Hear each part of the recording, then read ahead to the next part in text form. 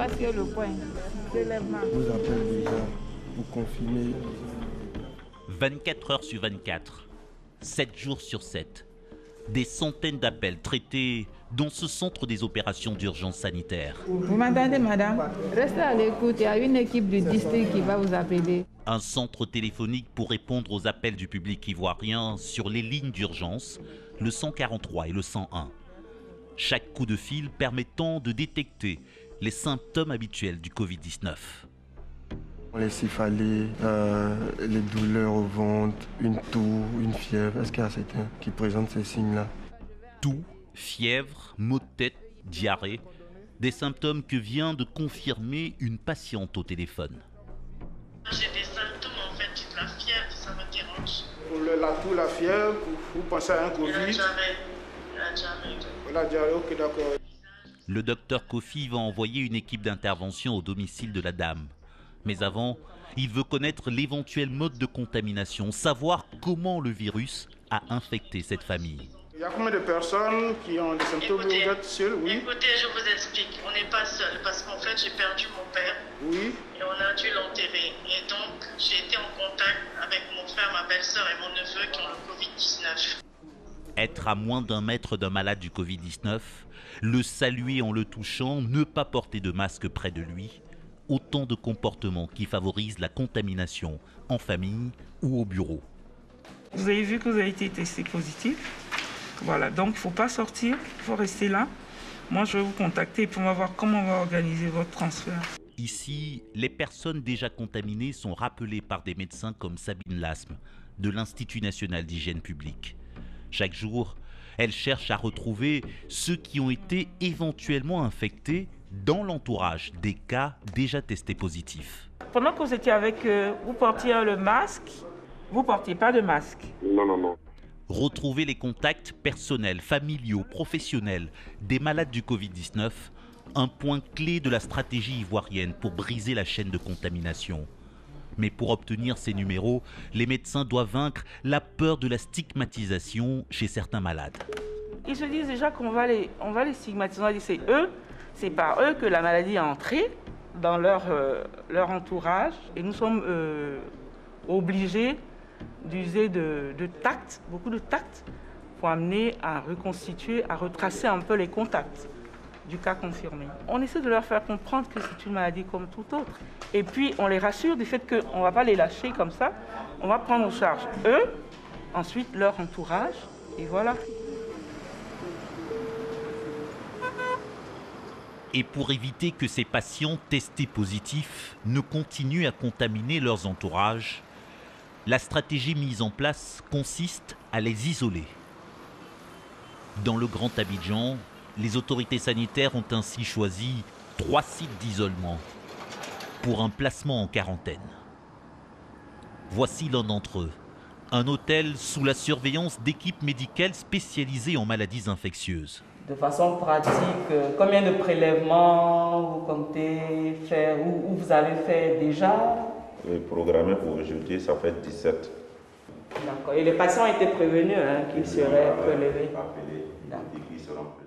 Le professeur Gisèle Kouakou dirige la réunion quotidienne de son équipe. Installée dans cet établissement hôtelier transformé en site de confinement depuis la fin du mois d'avril dernier. On reçoit essentiellement les patients positifs qui ne présentent pas de signes de gravité et donc qui ne sont pas malades en réalité. Ils sont juste infectés, ils sont porteurs de l'infection. Et pour les besoins de rupture de la chaîne de transmission, on les extrait de la communauté. D'où l'intérêt de ce site, qui est un site de confinement qui offre un séjour aux personnes qui ne peuvent pas se confiner à domicile. Et l'avantage de les avoir ici, ça nous permet d'être plus optimal en termes d'efficacité. Dans les couloirs de l'hôtel, un plateau avec l'un des 3 repas quotidiens livrés devant chaque chambre. Des chambres occupées ce jour-là par 61 patients confinés derrière leurs portes. Des patients régulièrement suivis par des médecins comme le docteur Franklin Abouo. Comment ça va? Très bien. Ok. Je t'ai appelé juste pour te dire qu'aujourd'hui on va faire un contrôle. Ok. Alors, tu vas t'installer. Dans cette chambre, un jeune de 27 ans confiné depuis une douzaine de jours, contaminé au bureau comme plusieurs de ses collègues de travail. Le médecin vient lui faire un prélèvement. N'aie pas peur, ok? Ne te concentre pas du tout, faut pas te concentrer. Ding, ding, ding, ding, ding, ding, ding, ding, ding, ding, ding, ding. Et j'avais, c'est fini. Tu as vu? Je m'excuse, hein, j'étais rendu, c'était un peu désagréable, je m'excuse, mais il faut passer par là pour la guérison. Hein. Dès qu'une personne est testée positive, il faut absolument que dans ces contrôles, qui commencent à partir du 10e jour, on fait un test qui est le premier contrôle. Quand le premier contrôle est négatif, on refait encore ce même test-là. S'il revient qu'il est encore négatif, dans ce cas de figure-là, on affirme la guérison. Parce que le danger, c'est que tant qu'il est positif, le patient est capable de propager le germe en fait. C'est pour cela qu'ils sont assignés plus ou moins en fait en quarantaine dans le fond. Isolés après avoir testé, une stratégie de riposte sanitaire adoptée par les autorités ivoiriennes. C'est l'idéal, c'est la meilleure option que le gouvernement donc, qui s'imposait plus ou moins en fait. Nous sommes un pays à ressources limitées. Alors si ces patients devaient se retrouver chacun à son domicile, imaginez-vous en termes de carburant, en termes de personnel qu'il fallait mobiliser pour aller suivre individuellement 86 personnes dispatchées à tous les points de la ville d'Abidjan. D'autres c'est à Epougon, d'autres à Borboué. Imaginez-vous un petit instant, ça va mobiliser combien d'équipes? Alors que quand ils sont regroupés dans un endroit, eh ben, c'est beaucoup plus facile pour l'équipe médicale. C'est pour cela que dans l'approche, l'idéal c'est de tester, et les positifs, les isoler. Je te passe un coup de fil, dans moins de 48 heures, par rapport au résultat en fait. Et si c'est négatif, comme j'ai dit, on fera le second test, et puis bon, si c'est négatif, ben, je vais rejoindre ta famille, hein, tranquillement. Ok, merci. Bon courage, hein, courage, et puis bon, ben, à bientôt. Ouais. Ok. Le jeune homme devra encore patienter quelques jours avant de savoir s'il est guéri et quand il sortira du confinement. Un confinement qu'il a accepté sans peur ni crainte pour sa santé. J'ai accepté volontairement venir, puisqu'on m'a dit qu'il y avait une prise en charge, donc je n'ai pas refusé. Puis je suis venu, la prise en charge existe vraiment. Il ne faut pas mettre en danger la vie des autres aussi, donc c'est pour cela que j'ai décidé de me confiner.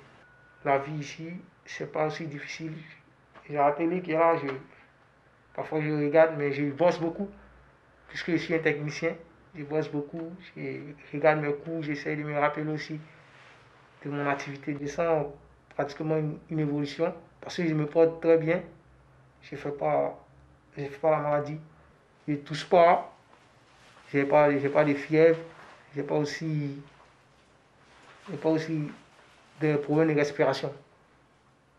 Donc, je peux dire que ma santé va bien.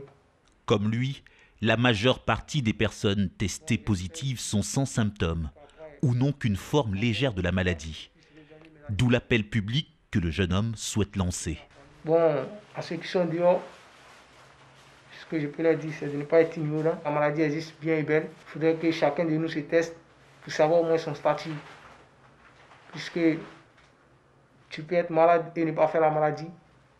Donc si tu crois que tu te portes bien, tu risques de contaminer ceux qui sont aux alentours de toi. Je peux dire que c'est déjà bon sur le plan sanitaire, parce que le gouvernement a fait beaucoup d'efforts pour que nous qui portons le virus, on puisse être confinés dans les endroits publics. Donc ça, sur ce plan, ils ont fait beaucoup d'efforts. Entre mi-avril et mi-mai, en presque un mois de fonctionnement, cette équipe a accueilli 181 patients testés positifs. Sur ces 181 personnes, 120 sont repartis de ce site en étant guéris. Guéris comme ces deux jeunes femmes sur le départ dans la cour de l'hôtel. Parmi elles, Charlène, enceinte de 8 mois et demi, soulagée de retourner vivre chez elle après son séjour ici. On est heureux de sortir aujourd'hui. On est heureux aussi de retrouver les gens, nos semblables qu'on a laissés pendant 2 semaines. Parce que c'est 14 jours ici. Retrouver la vie, sortir un peu, mais avec plus de précautions. On retient que c'est parce qu'on n'a pas été prudent qu'on est ici. C'est parce qu'on n'a pas respecté toutes les mesures qu'on est ici. Tout ce qu'on nous demande de faire, c'est de respecter les mesures d'hygiène. C'est de porter un masque. Tu portes ton masque, tu respectes ta distance de 1 mètre, tu laves tes mains. Pour Charlène, voici venue l'heure du départ pour retrouver sa famille. Elle va être reconduite à domicile dans ce bus mis à sa disposition dans le cadre du plan de riposte sanitaire de l'État. Si comme elle, près de 1300 malades ont guéri depuis le début de l'épidémie, une trentaine de cas graves ont dû être suivis ici, au service des maladies infectieuses et tropicales du CHU de Trècheville. Bonjour. Bonjour. Comment ça va? Oui, ça va. Actuellement, on a combien de patients en salle? Bon, nous avons ce matin 9 patients. 9 patients. Ce jour-là, dans ce service de soins intensifs, l'équipe médicale veille sur une dizaine de cas graves. Des malades du Covid-19 en détresse respiratoire et très souvent entre la vie et la mort. Ok, on va augmenter un peu la fréquence respiratoire. Pour les sauver, les médecins peuvent compter sur leur système d'oxygénation par intubation. Okay. Comment ça va, le vieux? Ça va mieux? Des appareils d'aide à la respiration qui ont permis à ces soignants de limiter jusqu'ici le nombre de morts du Covid-19, même quand leurs patients sont arrivés dans l'unité en état critique. Habituellement, les patients arrivent ici d'un état de détresse respiratoire aiguë, c'est-à-dire le patient a des difficultés de respirer. Tous les autres organes souffrent, notamment le cerveau, le cœur, le rein. Malheureusement, les patients peuvent arriver d'un stade tardif, d'où la prise en charge ne se fait pas de façon précoce. Par contre, nous avons quand même des patients que nous avons récupérés, notamment ce patient qui a bénéficié d'une intubation et une intubation avec succès.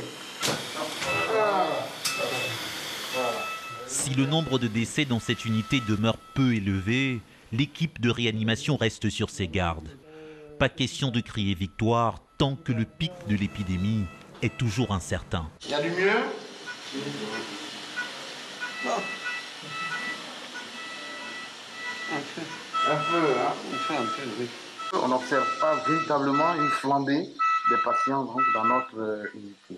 Il y a quelques cas assez sérieux que nous prenons en charge, mais globalement, nous pensons que la stratégie qui a été mise en place s'avère payante. Et je voudrais dire qu'il va falloir plutôt insister sur cette stratégie-là, pour ne pas qu'il y ait d'abandon. Parce qu'avec l'allègement des mesures, certains pourraient penser que c'est la fin de la pandémie. Au contraire, il va falloir apprendre à vivre donc, avec ce virus. Donc ce n'est pas du tout la fin de cette pandémie.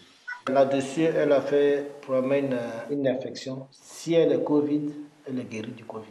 Vivre avec le virus, cohabiter avec lui, une hypothèse à laquelle s'est préparé le professeur Serge Éolier, le chef du service des maladies infectieuses et tropicales, qui a une longue expérience des épidémies virales. Le fait qu'on se soit bien préparé en amont, parce que tout le reproche qu'on nous faisait, ils vont tous mourir parce qu'ils n'ont pas assez de respirateurs. C'est ce qu'on nous disait. Mais nous, on n'a pas attendu que les patients soient mis sur respirateurs, bien que les respirateurs soient là. On a tout fait pour les prendre le plus tôt en charge. On a mis tout ce qu'il faut en œuvre pour éviter que cette catastrophe survienne. Ça, c'est la riposte en termes de prévention et de contrôle de l'infection, en termes de dépistage, de tester, tracer. On a fait ce qu'on sait bien faire. C'est aller en amont. On nous a mis les moyens pour ce qu'on sait. Et ce qu'on sait, c'est que la stratégie mise en place répond à ce qu'il faut faire pour une maladie telle que le Covid. Une riposte sanitaire qui a anticipé le scénario d'une éventuelle augmentation du nombre de cas, notamment dans les communes populaires du Grand Abidjan. D'où la multiplication de centres hospitaliers dédiés au Covid-19, comme celui-ci, flambant neuf, au CHU de Yopougon. Lui, maintenant, on va voir les lits d'hospitalisation simple. Donc ici, il y a 8, et là-bas, c'est aussi 8. C'est 8. 8. Ici, 16 lits de réanimation avec respirateurs de dernière génération et 132 lits d'hospitalisation. Donc tout ça, on a fait un mois, hein?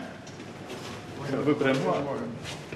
À peu près un mois. Un mois de travaux pour cet hôpital express qu'inspecte le ministre de la Santé. Au total, 700 lits Covid-19 ont été prévus dans le Grand Abidjan, y compris sur des sites à Anyama, Cocody ou à l'hôpital militaire. De quoi faire face à une éventuelle aggravation de la crise sanitaire. Par rapport aux cas confirmés que nous enregistrons, par rapport aux guéris que nous avons, par rapport aux services de soins, de traitement qu'on a, aussi bien les soins des cas sérieux. Tout. Non, on peut dire que nous sommes optimistes par rapport au début, parce que finalement, la stratégie est payante. Donc, on est confiant. Bon, mais on est prudent, parce que c'est le Covid-19. On se dit, le danger est là, mais quand même, on est préparé à faire face. Bonjour monsieur. Monsieur, bonjour. Comment ça va ce matin? Ça va très bien même. D'accord. 15 jours après son inauguration, cet hôpital Covid commence à accueillir ses premiers patients, comme cet homme d'affaires qui a contracté le virus il y a quelques jours. Un patient à risque, diabétique et âgé de plus de 70 ans. Le type de cas qui nécessite une hospitalisation d'office. Moi personnellement, j'ai fait 5 jours ici. Je vois que le cadre est vraiment propice quoi. Moi en tout cas on me traite à tout moment. Depuis que je suis là, je suis à l'aise. Les chambres sont propres. Les médicaments on les donne à tout moment. Si les bouteilles finissent, on remplace. Vraiment, j'ai pas de problème. J'ai pas de problème ici quoi. Mais avant d'arriver dans ces hôpitaux Covid, de plus en plus de patients ont été testés positifs dans des centres de dépistage délocalisés. 11 d'entre eux sur les 13 prévus sont désormais fonctionnels dans les communes du Grand Abidjan. Le docteur Chérif Djibril de l'Institut national d'hygiène publique doit assurer le bon déploiement de tous ces centres d'ici quelques jours.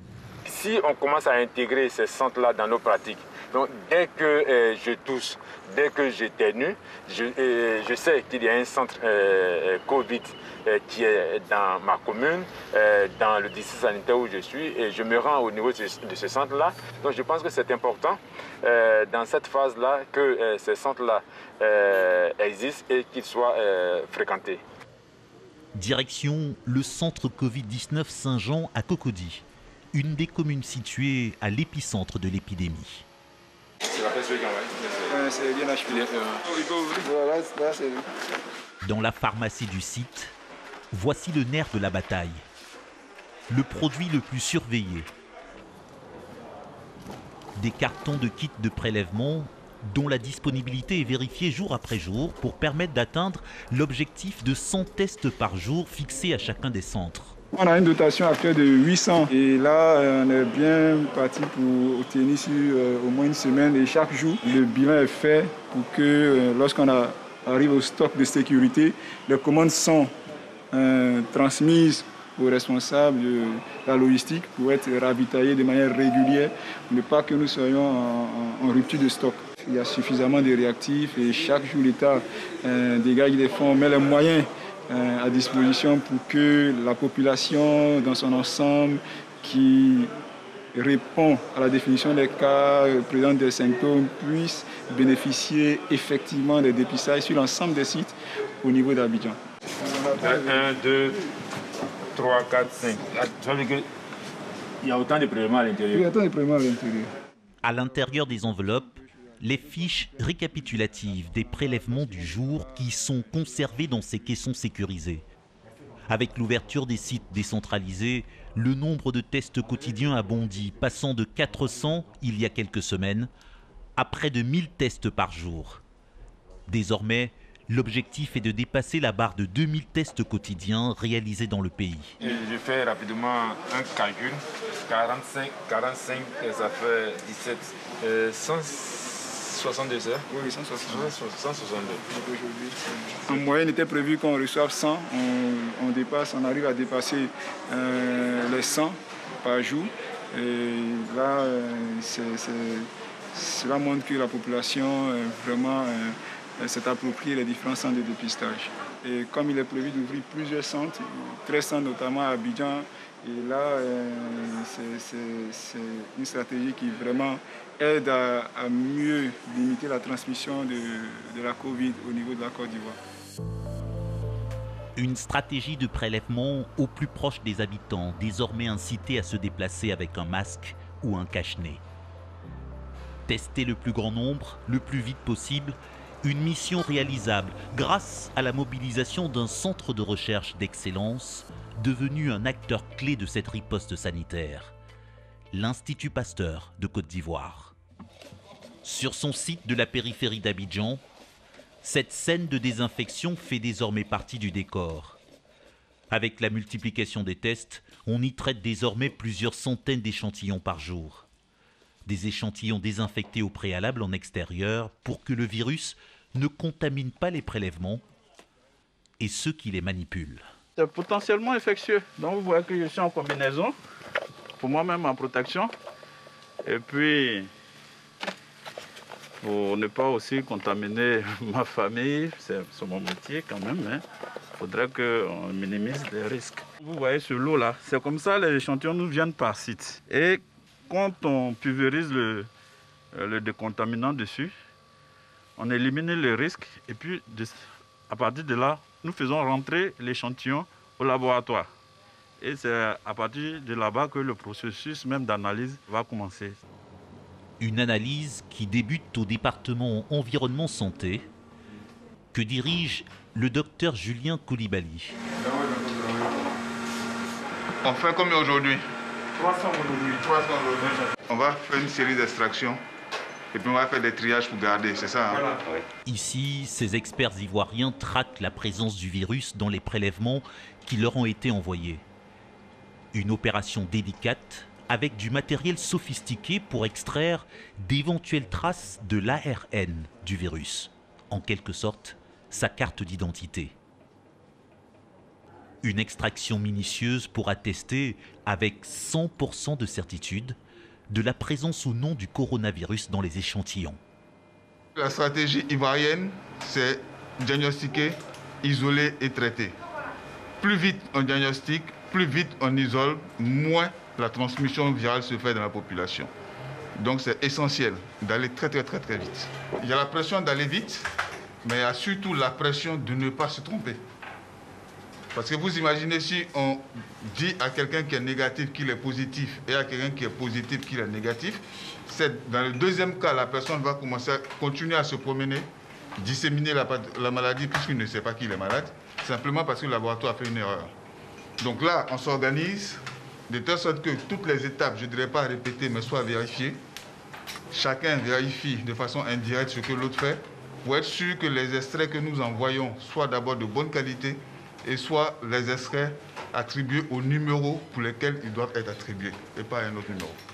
Quelques mètres plus loin, l'unité vers laquelle tous les regards sont braqués. C'est de cette salle que sortent chaque jour les chiffres officiels des nouvelles contaminations annoncées. Ça c'est impatient. Il faut cliquer ici. Donc, lui il est négatif, vous voyez que c'est plat. Clique ailleurs, un positif. Vous voyez la différence? Le positif, c'est une courbe sigmoïdale. Voilà. Les extraits des échantillons sont confiés à ces spécialistes des virus respiratoires, équipés de machines dernier cri. Une technologie de pointe capable de donner le résultat final du prélèvement en moins de 90 minutes. De quoi surveiller en temps réel la progression de l'épidémie. Nos chiffres sont stationnaires. Je crois que nous sommes autour de 10% de cas de positifs, 500 tests. Ça veut dire que le virus avance à petits pas quand même. Parce que ce qu'on aurait souhaité, c'est qu'aujourd'hui, on devait être à 1, 2, 3, mais malheureusement, quand on présente les courbes, vous voyez, il y a beaucoup de cas positifs encore. Oui, les gestes barrières, il faut continuer, il faut même renforcer, il faut respecter. Il n'y a pas de vaccin, il n'y a pas de traitement. C'est la seule manière, franchement, de stopper la progression du virus dans la société. Jusqu'ici, pas de vaccin et pas de traitement. Un défi mondial lancé aux scientifiques de renom, comme le professeur Mireille Dosso, à la tête de l'Institut Pasteur de Côte d'Ivoire depuis 16 ans.